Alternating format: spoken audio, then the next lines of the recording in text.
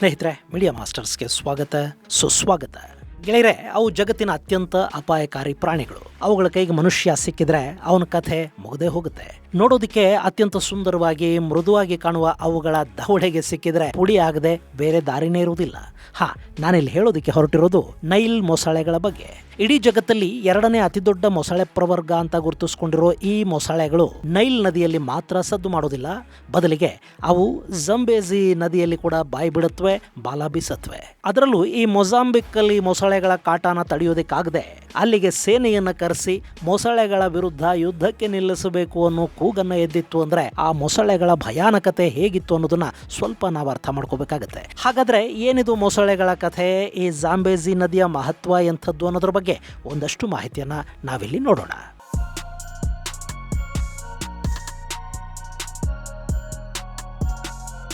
ಸ್ನೇಹಿತರೆ, ಅದು ಆಫ್ರಿಕಾ ಖಂಡದ ಮೊಜಾಂಬಿಕ್ ಅನ್ನೋ ದೇಶ. ಅಲ್ಲಿ ಜಂಬೇಜಿ ಅನ್ನೋ ನದಿ ಹರಿಯುತ್ತೆ. ಆ ನದಿಯ ಪಕ್ಕದಲ್ಲಿ ಒಂದಷ್ಟು ಜನ ವಾಸ ಮಾಡ್ತಾರೆ. ಅದರಲ್ಲೂ ಕಹೋರಾಬಾಸಾ ಅನ್ನೋ ಪ್ರದೇಶದ ಬಳಿಯಲ್ಲಿ ಈ ನದಿಗೆ ದೊಡ್ಡದೊಂದು ಅಣೆಕಟ್ಟನ್ನ ಕಟ್ಟಿದ್ದಾರೆ. ಅದರ ಹಿನ್ನೀರಿನ ಬಳಿ ಒಂದಷ್ಟು ಜನವಸತಿಗಳು ಇವೆ. ಆ ಜನ ಬದುಕಿಗಾಗಿ ಮೀನುಗಾರಿಕೆಯನ್ನ ಮಾಡ್ತಾರೆ. ಸಣ್ಣ ಸಣ್ಣ ದೋಣಿಗಳಲ್ಲಿ ಮೀನನ್ನ ಹಿಡಿದು ಜೀವನ ಸಾಗಿಸ್ತಾರೆ. ಆ ಬಡಪಾಯಿಗಳ ಪಾಲಿಗೆ ಮೃತ್ಯು ಸದೃಶವಾಗಿರುವುದು ಅಲ್ಲಿನ ಮೊಸಳೆಗಳು. ಅಂದಹಾಗೆ ಆ ಜಂಬೇಜಿ ನದಿಯಲ್ಲಿರುವುದು ನೈಲ್ ಮೊಸಳೆಗಳು.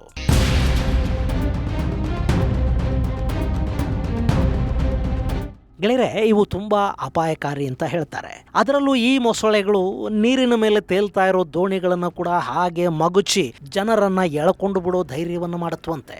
ಮೀನುಗಾರರು ಬಲೆಯನ್ನ ಎಳೆಯೋ ಸಂದರ್ಭದಲ್ಲಿ ಸಮಯ ಸಾಧಕರಂತೆ ಹೊಂಚಾಕಿ ನೀರೊಳಗೆ ಅವಿತಿದ್ದ ಮೊಸಳೆ ಕ್ಷಣ ಮಾತ್ರದಲ್ಲಿ ಮೀನುಗಾರನನ್ನ ನೀರೊಳಕ್ಕೆ ಎಳೆದು ಬಿಡುತ್ತೆ. ಹಾಗೆ ನೀರಿಗೆ ಬಿದ್ದು ಈ ಮಕರದ ಬಾಯಿಗೆ ಸಿಕ್ಕಿದ್ರೆ ಮುಗದೇ ಹೋಯ್ತು. ಇಂಥ ಸಮಸ್ಯೆಗಳನ್ನು ಅಲ್ಲಿನ ಮೀನುಗಾರರು ದಿನನಿತ್ಯ ಅನುಭವಿಸಬೇಕಾಗಿ ಬರುತ್ತೆ. ಕೆಲವರು ಕೈಕಾಲುಗಳನ್ನು ಕಳ್ಕೊಂಡಿದ್ದಾರೆ, ಮತ್ತೆ ಕೆಲವರು ಸಂಪೂರ್ಣವಾಗಿ ಮೊಸಳೆಗೆ ಆಹಾರ ಆಗಿದ್ದೂ ಇದೆ. ಈ ಜನ ಮೊಸಳೆಗಳಿಂದ ಎಷ್ಟು ಬೇಸತ್ತಿದ್ರು ಅಂದ್ರೆ ಅವುಗಳನ್ನ ಬೇಟೆ ಆಡೋದಕ್ಕೆ ಮಿಲಿಟರಿ ಕರೆಸುವ ಮಾತುಗಳು ಕೂಡ ಅಲ್ಲಿ ಕೇಳಿ ಬಂದ್ವು. ಆ ನಂತರ ಒಂದಷ್ಟು ಜನ ವನ್ಯಜೀವಿ ತಜ್ಞರು ಆ ಭಾಗಕ್ಕೆ ಬಂದು ಅಲ್ಲಿನ ನೈಜ ಸಮಸ್ಯೆಯನ್ನ ಅರ್ಥ ಮಾಡಿಕೊಂಡು ಮೊಸಳೆಗಳ ಆವಾಸದ ಬಗ್ಗೆ ಹಾಗೆ ಅದರ ಜಾಗವನ್ನ ಕಿತ್ಕೊಂಡು ಮನುಷ್ಯ ಅಲ್ಲಿ ಹೇಗೆ ತನಗೆ ತಾನೇ ಸಮಸ್ಯೆಯನ್ನ ಸೃಷ್ಟಿ ಮಾಡ್ಕೋತಿದ್ದಾನೆ ಅನ್ನೋದನ್ನ ಅಲ್ಲಿನ ಜನಕ್ಕೆ ಅರ್ಥ ಮಾಡಿಸಿದ್ರಂತೆ. ಅದಾದ ಮೇಲೆ ಮೊಸಳೆಗಳ ಸಂಹಾರಕ್ಕೆ ಏನಾದರೂ ಮಾಡಲೇಬೇಕು ಅನ್ನೋ ನಿರ್ಧಾರದಿಂದ ಅಲ್ಲಿನ ಜನ ಸ್ವಲ್ಪ ಹಿಂದೆ ಸರಿದ್ರು ಅಂತ ಹೇಳಲಾಗತ್ತೆ. ಏನೇ ಆದರೂ ಜಂಬೇಜಿ ನದಿಯಲ್ಲಿನ ಭಯಾನಕ ಮೊಸಳೆಗಳು ಅಲ್ಲಿ ಸದ್ದು ಮಾಡ್ತಾ ಇರೋದಂತೂ ಸತ್ಯ.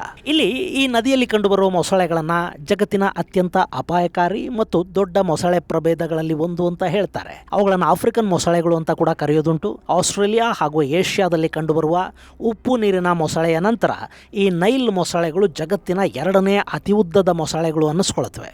ಆಫ್ರಿಕಾದ 26 ದೇಶಗಳಲ್ಲಿ ಇವು ವ್ಯಾಪಕವಾಗಿ ಕಂಡುಬರುತ್ತವೆ. ಹಾಗೆ ನೈಲ್ ನದಿ ಪ್ರದೇಶದಲ್ಲಿ ಇವು ತುಂಬಾನೇ ಪ್ರಸಿದ್ಧಿಯನ್ನು ಪಡ್ಕೊಂಡಿವೆ. ಈ ಮೊಸಳೆಗಳಲ್ಲಿ ಗಂಡು ಮೊಸಳೆ ಸುಮಾರು 3.5 5 ಮೀಟರ್ ಉದ್ದ ಇರುತ್ತೆ. ಹಾಗೆ 225ರಿಂದ 750 kgಯವರೆಗೆ ತೂಕವನ್ನು ಹೊಂದಿರುತ್ತೆ. ಕೆಲ ಮೊಸಳೆಗಳು 1 ಟನ್ ವರೆಗೆ ತೂಗುತ್ತವೆ. ಅದರಲ್ಲೂ ಗುಷ್ಟೇವ್ ಅನ್ನೋ ಮೊಸಳೆ ಬಗ್ಗೆ ನಿಮಗೆ ಹಿಂದೆ ಮಾಹಿತಿಯನ್ನು ಕೊಟ್ಟಿದ್ದೆ. ಆ ವಿಡಿಯೋ ಲಿಂಕ್ ಅನ್ನ ಡಿಸ್ಕ್ರಿಪ್ಷನ್ ಬಾಕ್ಸ್ ಅಲ್ಲಿ ಕೊಡ್ತಾ ಇದ್ದೀನಿ, ನೀವು ಅದನ್ನು ನೋಡಬಹುದು. ಈ ಗುಷ್ಟೇವ್ ಸುಮಾರು 20 ಅಡಿಗಳಷ್ಟು ಉದ್ದ ಇದ್ದು 1 ಟನ್ಗೂ ಅಧಿಕ ತೂಕ ಇತ್ತಂತೆ. ಅಂಥ ಸಾಕಷ್ಟು ಮೊಸಳೆಗಳು ನೈಲ್ ಮತ್ತು ಆಫ್ರಿಕಾದ ಇನ್ನಿತರ ನದಿಗಳಲ್ಲಿ ಕಾಣಸಿಗುತ್ತವೆ. ಈ ಜಂಬೇಜಿ ನದಿಯಲ್ಲಿರೋ ಮೊಸಳೆಗಳು ಕೂಡ ಇವೇ ಮಾದರಿಯ ಮೊಸಳೆಗಳಾಗಿವೆ. ಇನ್ನು ಇವುಗಳಲ್ಲಿ ಸಾಕಷ್ಟು 6 ಮೀಟರ್ಗಿಂತ ಹೆಚ್ಚು ಉದ್ದ ಮತ್ತು 1000 kgಗಿಂತ ಹೆಚ್ಚು ತೂಕವನ್ನು ಹೊಂದಿರೋ ದಾಖಲೆಗಳು ಕೂಡ ಸಿಗುತ್ತವೆ. ಇನ್ನು ಗಂಡು ಮೊಸಳೆಗೆ ಹೋಲಿಸ್ಕೊಂಡ್ರೆ ಹೆಣ್ಣು ಸುಮಾರು 30% ಚಿಕ್ಕದಿರುತ್ತೆ ಅಂತ ಹೇಳ್ತಾರೆ. ಗಾಢ ಹಸಿರು ಮತ್ತು ಕಪ್ಪು ಬಣ್ಣವನ್ನು ಹೊಂದಿರೋ ಇವು 64ರಿಂದ 68 ಹಲ್ಲುಗಳನ್ನು ಹೊಂದಿರುತ್ತವೆ. ಹಾಗೆ ಮೊಸಳೆಯ ಕಚ್ಚುವಿಕೆಯ ಶಕ್ತಿ ಬೇರೆಲ್ಲ ಪ್ರಾಣಿಗಳಿಗಿಂತಲೂ ಹೆಚ್ಚು ಬಲಿಷ್ಠವಾಗಿರುತ್ತೆ ಅಂತ ಹೇಳ್ತಾರೆ. ಸಾಮಾನ್ಯವಾಗಿ ಈ ಮೊಸಳೆಗಳು ಸಿಹಿ ನೀರಲ್ಲೇ ಇರುತ್ತವೆ. ಹಾಗೆ ನದಿಗಳು, ಸರೋವರಗಳು, ಜೌಗು ಪ್ರದೇಶಗಳು, ಮ್ಯಾಂಗ್ರೋವ್ ಪ್ರದೇಶಗಳು ಇವುಗಳ ಮುಖ್ಯ ವಾಸಸ್ಥಾನಗಳು ಅನ್ನಿಸ್ಕೊಳ್ಳುತ್ತವೆ. ಇನ್ನು ಇವುಗಳ ಸಂಖ್ಯೆ ಕೀನ್ಯಾ, ಉಗಾಂಡಾ, ತಾಂಜೇನಿಯಾ, ದಕ್ಷಿಣ ಆಫ್ರಿಕಾ, ಮಡಗಾಸ್ಕರ್ಗಳಲ್ಲಿ ಅತಿ ಹೆಚ್ಚು ಅಂತ ಹೇಳ್ತಾರೆ. ಅದರಲ್ಲೂ ಕೀನ್ಯಾದ ಲೇಕ್ ಟುರ್ಕಾನಾದಲ್ಲಿ ಈ ಮಕರಗಳು ತುಂಬಾನೇ ಇರೋ ವರದಿಗಳಿವೆ. ಇನ್ನು ಇವು ಸಾಮಾನ್ಯವಾಗಿ ಮೀನು, ಹಕ್ಕಿಗಳು, ಜಿಂಕೆ, ಕಾಡಹಂದಿ ಸೇರಿದಂತೆ ಸಾಕಷ್ಟು ಪ್ರಾಣಿಗಳನ್ನ ಬೇಟೆಯಾಡಿ ತಿನ್ನುತ್ತವೆ. ಕೆಲವೊಮ್ಮೆ ಗ್ರಹಚಾರ ಕೆಟ್ಟಾಗ ಮನುಷ್ಯ ಕೂಡ ಈ ಮೊಸಳೆಗಳಿಗೆ ಬಲಿಯಾಗೋದುಂಟು. ಇವುಗಳನ್ನು ಅತಿ ಭಯಂಕರ ಆಂಬುಷ್ ಹಂಟರ್ಸ್ ಅಂತ ಕರೀತಾರೆ. ಇವು ಬೇಟೆಯಾಡೋ ಸಂದರ್ಭದಲ್ಲಿ ಗಂಟೆಗಟ್ಟಲೆ ನೀರಲ್ಲಿ ಮುಳುಗಿ ಕಾಯುತ್ತವೆ. ಇವುಗಳ ವಾಸನಾ ಗ್ರಹಿಕೆ ತುಂಬಾನೇ ಹೆಚ್ಚು. ಹಾಗೆ ಇವುಗಳ ದೃಷ್ಟಿ ಕೂಡ ತುಂಬಾನೇ ಶಾರ್ಪ್ ಅಂತ ಹೇಳ್ತಾರೆ. ಹೀಗಾಗಿ ಇವು ತುಂಬಾ ದೂರದಿಂದಲೇ ತಮ್ಮ ಬೇಟೆಗಳನ್ನ ಗುರುತಿಸುವ ಸಾಮರ್ಥ್ಯವನ್ನು ಹೊಂದಿರುತ್ತವೆ.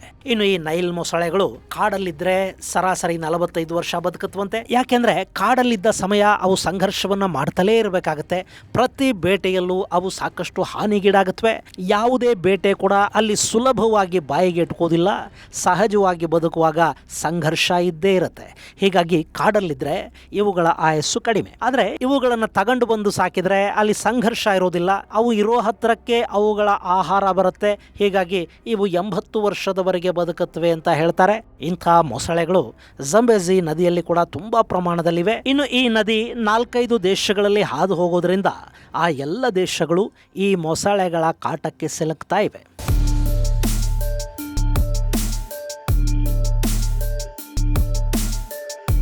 ಗೆಳೆಯರೆ, ಜಂಬೇಜಿ ನದಿ ಆಫ್ರಿಕಾ ಖಂಡದ ದಕ್ಷಿಣ ಭಾಗದ ಅತ್ಯಂತ ಪ್ರಮುಖ ಮತ್ತು ದೊಡ್ಡ ನದಿಗಳ ಪೈಕಿ ಒಂದು. ಇಡೀ ಆಫ್ರಿಕಾನ ತಗೊಂಡ್ರೆ ಇದು 4ನೇ ಅತಿ ದೊಡ್ಡ ನದಿ ಅನ್ನಿಸ್ಕೊಳ್ಳುತ್ತೆ. ಸುಮಾರು 2574 ಕಿಲೋಮೀಟರ್ ವರೆಗೆ ಹರಿಯುವ ಈ ಜಂಬೇಜಿ ಜಾಂಬಿಯಾ, ಅಂಗೋಲಾ, ನಮಿಬಿಯಾ, ಬೋತ್ಸವಾನಾ, ಜಿಂಬಾಬ್ವೆ ಮತ್ತು ಮೊಜಾಂಬಿಕ್ ದೇಶಗಳನ್ನು ದಾಟಿ ಹಿಂದೂ ಮಹಾಸಾಗರವನ್ನು ಸೇರುತ್ತೆ. ಈ ನದಿ ಜಾಂಬಿಯಾ ಮತ್ತು ಅಂಗೋಲಾ ಗಡಿಗಳಲ್ಲಿರುವ ಬಾರೋತ್ಸ್ ಲ್ಯಾಂಡ್ ಪ್ರದೇಶದಲ್ಲಿ ಹುಟ್ಟುತ್ತೆ. ಇದಕ್ಕೆ ಜಗತ್ತಿನ ಅತಿ ದೊಡ್ಡ ಮಾನವ ನಿರ್ಮಿತ ಅಣೆಕಟ್ಟುಗಳಲ್ಲಿ ಒಂದಾಗಿರುವ ಕರೀಬಾ ಅಣೆಕಟ್ಟನ್ನು ಕಟ್ಟಿದ್ದಾರೆ. ಹಾಗೆ ನಾನಾಗಲೇ ಹೇಳಿದ ಹಾಗೆ ಮೊಸಳೆಗಳ ಕಾಟವನ್ನ ಹೆಚ್ಚು ಅನುಭವಿಸ್ತಾ ಇರೋ ಕಹೋರಾ ಬಾಸಾ ಪ್ರದೇಶದಲ್ಲಿ ಕೂಡ ಅಣೆಕಟ್ಟೊಂದನ್ನ ನಿರ್ಮಾಣ ಮಾಡಲಾಗಿದೆ. ಈ ಎರಡೂ ಕೂಡ ಇದರ ಮೇಲೆ ನಿರ್ಮಾಣವಾದ ಪ್ರಮುಖ ಅಣೆಕಟ್ಟುಗಳಾಗಿ ಗುರುತಿಸಿಕೊಳ್ಳುತ್ತವೆ. ಇನ್ನು ಈ ನದಿ ಪಾತ್ರದಲ್ಲಿ ಜಗತ್ತಿನ ಅತ್ಯಂತ ದೊಡ್ಡದಾದ ಜಲಪಾತಗಳಲ್ಲಿ ಒಂದು ಅನ್ನಿಸ್ಕೊಳ್ಳುವ ವಿಕ್ಟೋರಿಯಾ ಜಲಪಾತ ಕೂಡ ಇದೆ. ವಿಕ್ಟೋರಿಯಾ ಜಲಪಾತ ರುದ್ರ ರಮಣೀಯ ಅನ್ನಿಸ್ಕೊಳ್ಳುತ್ತೆ. ಜಾಂಬಿಯಾ ಮತ್ತು ಜಿಂಬಾಬ್ವೆಯ ಗಡಿ ಭಾಗದಲ್ಲಿ ಇದು ಸೃಷ್ಟಿಯಾಗಿದೆ.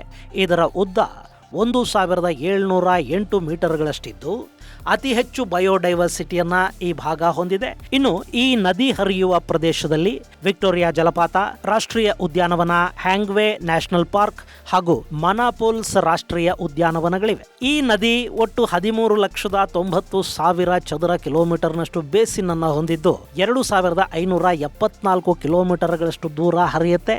ಇದು ಆಫ್ರಿಕಾ ಖಂಡದ ಸಾಕಷ್ಟು ದೇಶಗಳ ಪಾಲಿಗೆ ಜೀವನದಿಯಾಗಿ ಗುರುತಿಸಿಕೊಂಡಿದೆ. ಈ ಭಾಗದಲ್ಲಿನ ವನ್ಯ ಸಂಪತ್ತನ್ನು ಕಾಪಾಡ್ತಾ ಇರೋದು ಕೂಡ ಇದೇ ಜಂಬೇಜಿ ಅಂದರೆ ತಪ್ಪಾಗೋದಿಲ್ಲ. ಇಂಥ ನದಿಲಿ ಅಲ್ಲಲ್ಲಿ ಮೊಸಳೆಗಳ ಆವಾಸ ಇದ್ದು ಆ ಪ್ರದೇಶಗಳನ್ನು ಕೂಡ ಈಗಾಗಲೇ ಜನ ಆವರಿಸಿಕೊಳ್ತಾ ಹೋಗ್ತಾ ಇದ್ದಾರೆ. ಅದರಲ್ಲೂ ಜೌಗು ಪ್ರದೇಶದಲ್ಲಿ ಮೊಸಳೆಗಳು ಹಾಗೂ ಮನುಷ್ಯನ ನಡುವೆ ಸಂಘರ್ಷ ಉಂಟಾಗ್ತಾ ಇದೆ. ಯಾಕೆಂದರೆ ಅಂಥ ಪ್ರದೇಶಗಳಲ್ಲಿ ಸಣ್ಣ ಪ್ರಮಾಣದಲ್ಲಿ ಮೀನುಗಾರಿಕೆ ಮಾಡೋದು ಸುಲಭ.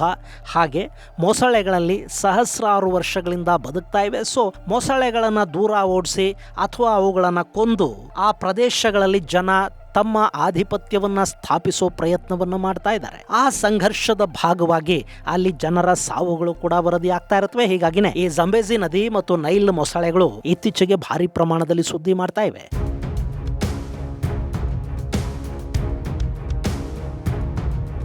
ಗೆಳೆಯರೆ, ಜನಸಂಖ್ಯೆ ಹೆಚ್ಚಾಗ್ತಾ ಹೋದ ಹಾಗೆ ಕಾಡುಗಳ ನಾಶ, ನೈಸರ್ಗಿಕ ಸಂಪನ್ಮೂಲಗಳನ್ನ ತಮ್ಮ ಅನುಕೂಲಕ್ಕೆ ಬಳಸ್ಕೊಳ್ತಾ ಹೋಗೋ ಪ್ರವೃತ್ತಿ, ಹಾಗೆ ಬಳಸ್ಕೊಳ್ತಾ ಅಲ್ಲಿರೋ ಪ್ರಾಣಿ ಸಂಕುಲವನ್ನ ಕೊಂದು ಎಲ್ಲವನ್ನೂ ತಾನೇ ಆಕ್ರಮಿಸಿಕೊಂಡು ಬಿಡಬೇಕು, ತಾನೇ ಅನುಭವಿಸಿ ಬಿಡಬೇಕು ಅನ್ನೋ ಮನುಷ್ಯನ ದುರಾಸೆ ಇದೆ ನೋಡಿ.